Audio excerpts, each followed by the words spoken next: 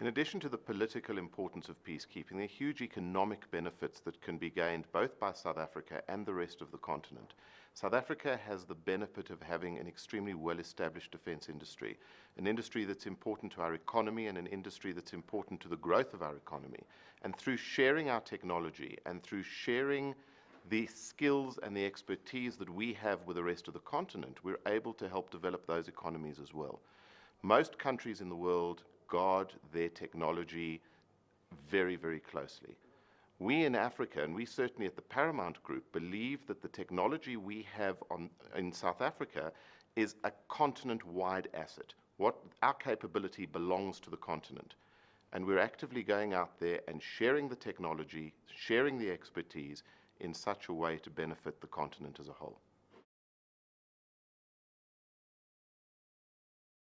It is our intention over the next few days to pay very specific attention to our continent, the continent of Africa, as it is an area where so many operations are currently in progress. I think it's true to say that the whole debate around peacekeeping and how it fits into our country's foreign policy is not nearly as developed in South Africa as it should be or it could be.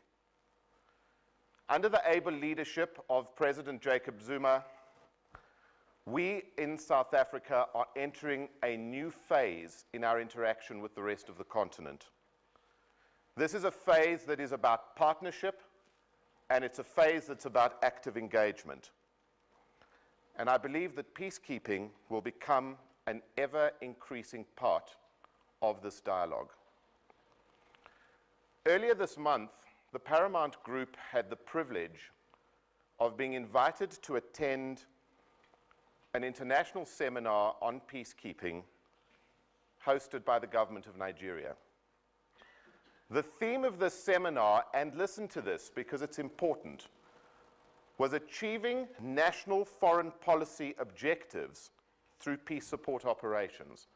What was immediately striking about this theme is that there is absolutely no ambivalence, no doubt whatsoever that the organizers, the government of Nigeria and ECOWAS see peacekeeping as a central element in their foreign policy activation. What was as important as the title was who was present. The conference was hosted by the current president of Nigeria, good luck, Jonathan. It was attended by two former presidents of Nigeria, by the Minister of Defense of Nigeria, and by every single Minister of Defense from every single ECOWAS country. And you know what? They stayed for the whole conference. Why? Because there is a proud heritage and history of peacekeeping in that region, and these governments understand why it is important to continue a dialogue to increase their country's effectiveness in these operations.